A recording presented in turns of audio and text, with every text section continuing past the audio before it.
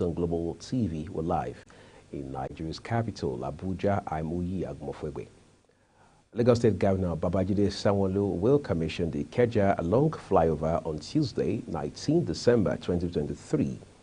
The governor said the chairman, Nigeria Governors Forum, NGF, who doubles as the governor of our state, Abdulrahman Abdulrazak, will join the Lagos State's governor to commission the project. Operations are coming up and the government is completing. Similarly, the Lagos State's Governor Babajide Sanwo-Olu has approved 35,000 naira wage award for the state public servants. This was just as he also approved the payment of 50% of basic salary as an end-of-year bonus for all political appointees and public servants, employees of local governments and local council development areas, Lagos State Universal Basic Education Board, and the Lagos Neighborhood Safety Corps. The approval was contained in a circular obtained and signed by the Lagos State Head of Service, Bode Agoro. The statement further noted that the end-of-year bonus and the wage award, which would be paid alongside December 2023 salary, would be non-taxable. Still in Lagos, the State Traffic Management Authority last month, in an enforcement operation that started on Sunday, has impounded 78 trucks for indiscriminate parking in the Apapa Ijora area of the state. This was disclosed in a statement made available to newsmen by the Public Relations Officer of Lastman, Adebayo Taufik. According to the statement, the vehicles were impounded by Lastman officers. He urged drivers to take control of the road and to contact the agency's hotlines to report any abandoned or trucks. Enugu State government says it will reopen one lane of the Enugu held at the government house in Enugu. Let's turn to other stories for you. The National Drug Law Enforcement Agency, NDLEA, says on Sunday that a multi-million naira mansion located at Victoria City Estate, drug baron Okenwa Chris Nzewi has been forfeited to the federal government. The agency said this followed his successful prosecution and conviction in courts for drug offenses. So some health matters now. The Nigeria Center for Disease Control and Prevention, NCDC, says 13 cases of dengue fever have been confirmed in Sokoto State. In a statement posted, 71 suspected cases and 13 cases were reported from Sokoto South, 3 cases from Wamako, and 1 case from Dange Shuni. He, however, said no been recorded outbreak, noting that majority of the suspected cases reported fall between the age range of 21 to 40 years.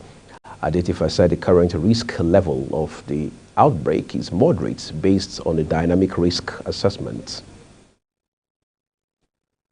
The Minister of Humanitarian Affairs and Poverty Alleviation, Betta Edu, has revealed that Nigeria is currently offering shelter and protection to roughly 100,000 refugees and more than 8.5 million internally displaced persons, IDPs.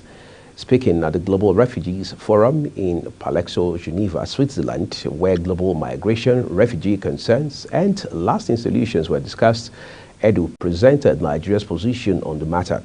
She outlined Nigeria's efforts to include refugees, IDPs, returnees, and their host communities in national development plans. The federal government has pledged to enhance protection, ensure access to durable solutions, and actively engage in regional efforts aimed at addressing displacement causes.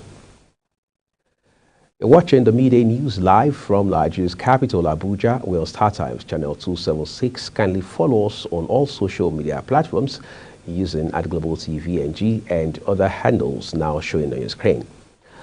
When News Express returns, dozens injured in Guinea fuel depot blasts. The news continues shortly with details of these and more stories for you right after this short break. Please do stay with us.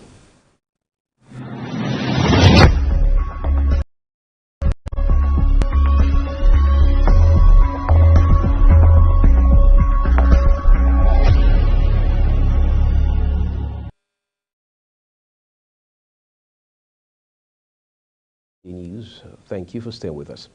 On the foreign scene, an explosion rocked a fuel depot in Guinea capital Conakry on Monday, injuring dozens of people according to a doctor and local residents. The explosion, accompanied by a fire, occurred shortly after midnight in the administrative and business districts of Kalum near the port, according to reports. The explosion sent thick black clouds of smoke into the sky on Monday morning as residents fled the area where the blast occurred. Witnesses said dozens of civil protection vehicles. Stranded residents sheltered on a hospital roof as flash floods swamped northern Australia on Monday, with raging waters serving. Police said military helicopters were dispatched to help personnel into flood-stricken towns. Police Commissioner Carroll said authorities were thankful. A man has a day as tropical storm hits the large southern island of Mindanao after making landfall in the morning, but the state weather service said the threat of floods and landslides remained. Police in Mane municipality, where Jalawat made landfall, reported one man missing at the swollen castle. And also East trade agreement to increase the flow of goods between the two markets. President William Ruto said as Brussels pursues stronger economic ties with Africa. The Economic Partnership Agreement, EPA, will give Kenya duty-free and quota-free access to the EU, its biggest export market, while European goods will receive progressive tariff reductions. EU Chief von der Leyen said the partnership was a, quotes, win-win situation on both sides, and of course, and called on other East African nations to join the pact, which came after years of negotiations that concluded in June. Let's talk some business now. The Nigeria Deposit Insurance Corporation of licenses of microfinance banks and 4 primary mortgage banks.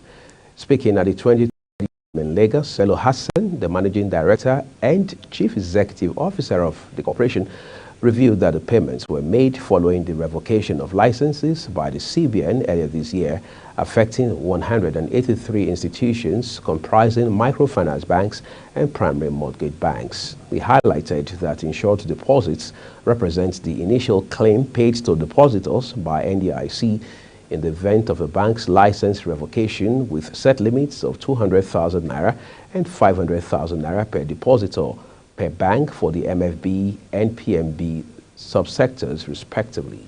And National Union on Food, Beverages, Tobacco Employees, NUFBTE, have raised alarm over looming mass sack across the country. This is as they called on President Bola Tinubu to intensify his efforts to protect the jobs of remaining workers left in the country to forestall rising cases of insecurity across the country. Citing the over 20,000 workers that all partner warned that the efforts to bring in fresh investors by President